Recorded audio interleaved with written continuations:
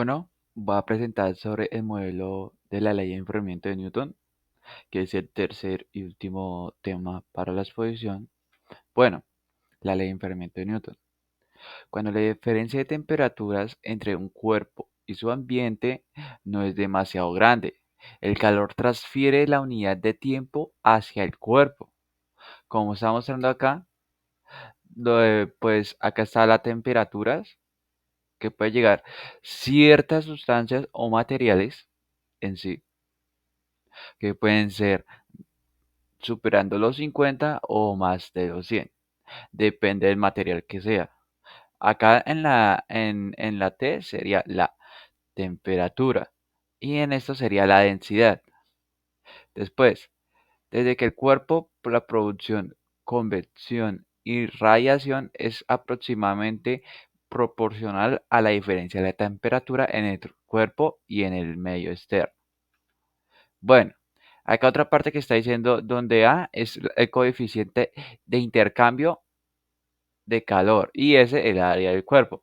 Como decía, la T, la temperatura del cuerpo, es mayor a la temperatura del medio ambiente, que la supera totalmente. O sea, la temperatura del medio ambiente es, digamos, como estamos acá actualmente, digamos, 32 grados. Eso es temperatura ambiente. Que es TA. El cuerpo pierde su cantidad de calor, que es dQ, en el intervalo de tiempo comprendido entre T y T más dt. O sea, que es el T más el determinado de T, disminuyendo su temperatura en el determinado de T.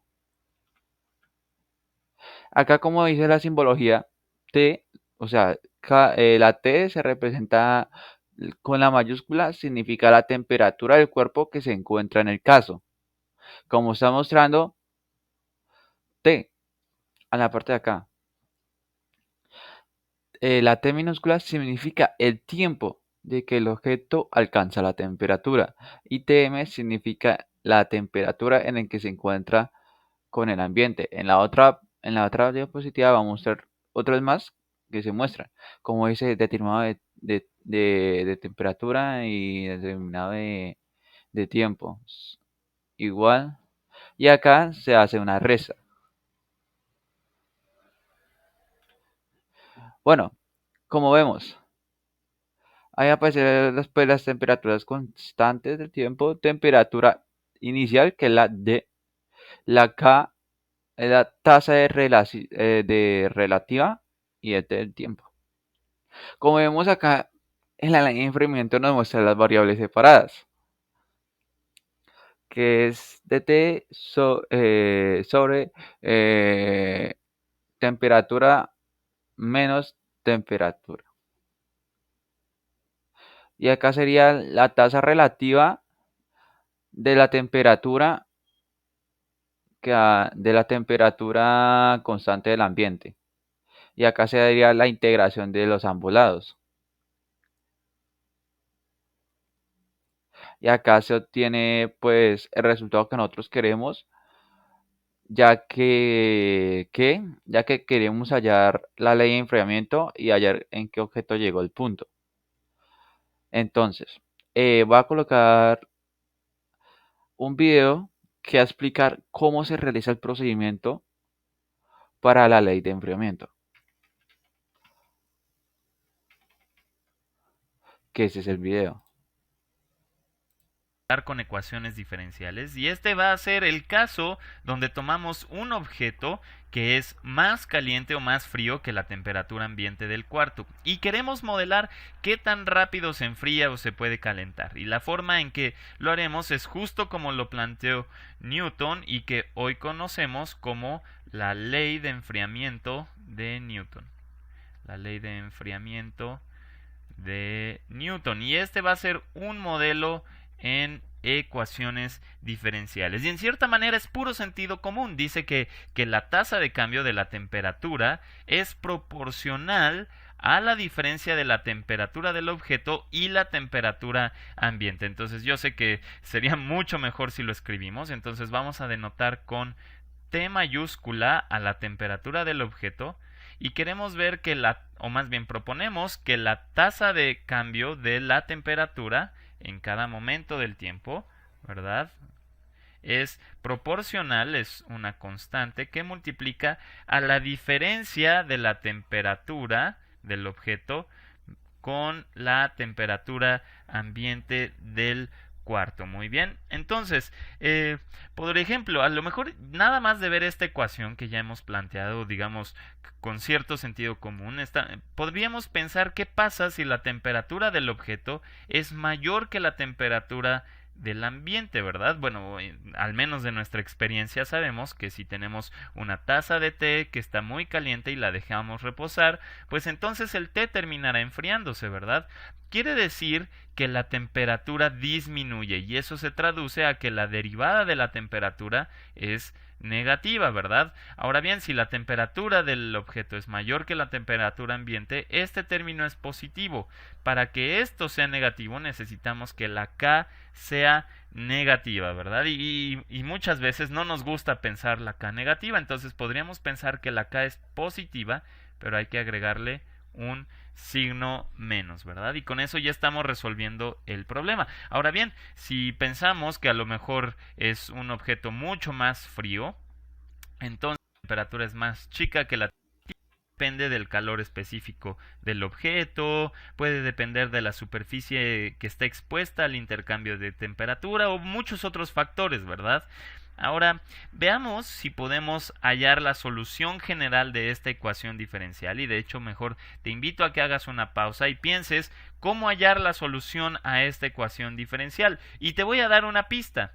Esta ecuación es de variables separables.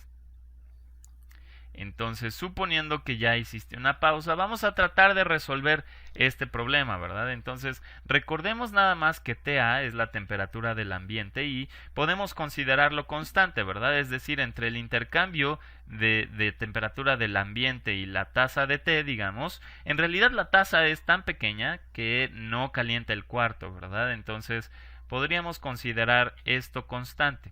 Entonces, este término o este factor más bien podríamos pasarlo dividiendo, ¿verdad? Ya que esta es una ecuación de variables separables. Entonces podríamos esto escribirlo como 1 sobre t menos ta, ¿verdad?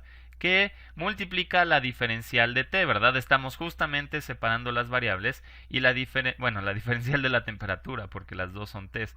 Ahora la diferencial del tiempo podríamos pasarlo del otro lado multiplicando, ¿verdad? Y entonces nos queda menos k por la diferencial del tiempo. Y esto es lo que hacemos generalmente cuando tenemos ecuaciones de variables separables, ¿verdad? Y ya hemos hablado mucho de por qué este método está justificado. Ahora podríamos integrar de ambos lados, ¿verdad? Ya que están separadas las variables, podríamos integrar de ambos lados y simplemente notamos que del lado izquierdo esto es el logaritmo natural de t menos ta, ¿verdad? Y con valor absoluto. Ahora ustedes se preguntarán, ¿y cómo descubrí que era eso? Bueno, ustedes podrían hacer u igual a t menos ta, ¿verdad? Como ta es constante, la diferencial de u, ¿verdad? Si hacemos u igual a t menos ta, la diferencial de u sería la diferencial de t, y entonces realmente solo nos queda 1 entre u de u, ¿verdad? Que eso es el logaritmo natural, pero u es esto. Entonces, bueno, vamos a omitir esto para no hacerlo más complicado y enredado. Así que el lado izquierdo simplemente será el logaritmo natural del valor absoluto de t menos ta. Muy bien, ahí lo tienen. Y del lado derecho, ¿qué es lo que tenemos? Bueno, la integral de menos k respecto de t, k es constante, entonces tenemos menos k por t, ¿verdad? Y tenemos que agregar constantes de ambos lados o una constante C1 solo del lado derecho. La constante del lado izquierdo la pasamos del lado derecho restando y bueno, lo juntamos todo en una sola constante. Entonces, para poder ir despejando quién es t, podríamos empezar quitando el logaritmo. Entonces tenemos que sacar exponencial de ambos lados. ¿Y qué es lo que obtenemos? Bueno, del lado izquierdo tendremos valor absoluto de t menos ta es igual a la exponencial, y creo que lo hemos estado poniendo con verde, la exponencial de menos kt más c1, ¿verdad? Entonces, usando las propiedades de la exponencial, nosotros sabemos que esto lo podemos ver como la exponencial o la exponencial de menos kt que multiplica a e elevado a la c1.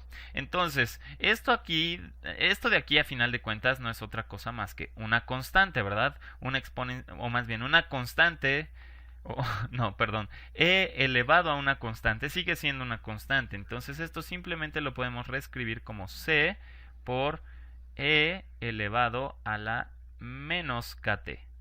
Menos kt. Muy bien, entonces aquí podrías darte cuenta inmediatamente que se parece mucho al problema de poblaciones que vimos en los videos anteriores, ¿verdad? Lo único que realmente está cambiando es lo que tenemos del lado izquierdo, ¿verdad? Entonces, si pensamos, por ejemplo, en un mundo o en una situación en donde la temperatura del objeto es mayor o igual que la temperatura ambiente, estamos pensando que es más caliente, está más caliente que la temperatura ambiente. ¿Vale? Y del lado derecho tendríamos Pues C como está por E explicando, a la menos si es más caliente KT, que la ¿verdad? temperatura ambiente, ya Entonces, si sería nosotros positivo. simplemente queremos despejar quién es T, simplemente podríamos, por ejemplo, pasarlo del lado derecho sumando y esta exponencial pasarlo del lado izquierdo restando, ¿verdad? Entonces, lo que obtenemos es que la temperatura al tiempo T, digamos, en Entonces, como está diciendo acá,